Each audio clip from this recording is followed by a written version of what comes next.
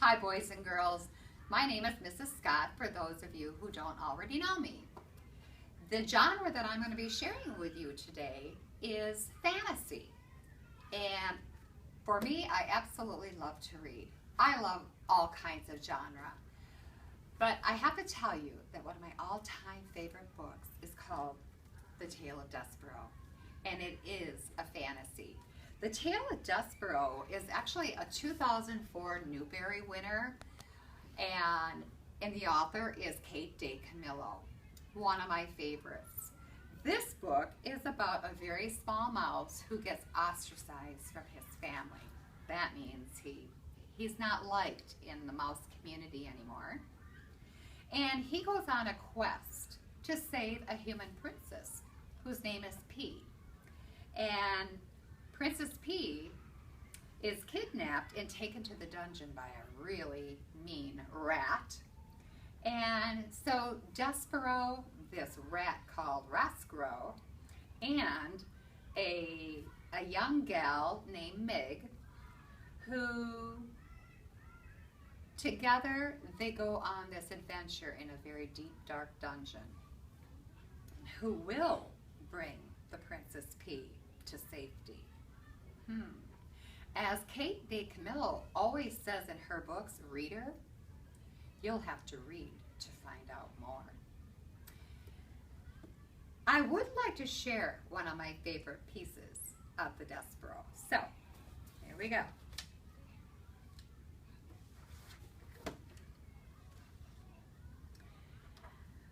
This is the part where Despereaux actually meets his human Princess P, whom he does fall in love with.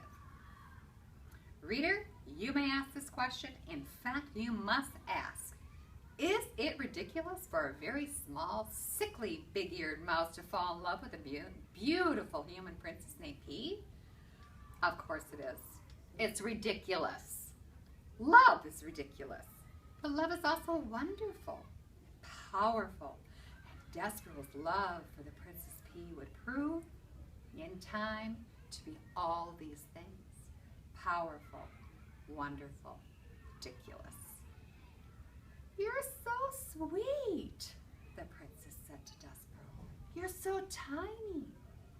As Despereaux looked up at her adoringly, Furlough happened to scurry past the princess's room, moving his head left to right, right to left, back and forth. Oh, cripes, says Furlough. He stopped. He stared into the princess's room. His whiskers became as tight as bowstrings. What Furlough saw was Despereaux Tilling sitting at the foot of the king. What Furlough saw was the princess touching the top of his brother's head. Oh, cripes, shouted Furlough. Oh, cripes, he's nuts. He's a goner. And, executing a classic scurry, Furlough went off to tell his father, Lester Tilling, the terrible, unbelievable news of what he had just seen.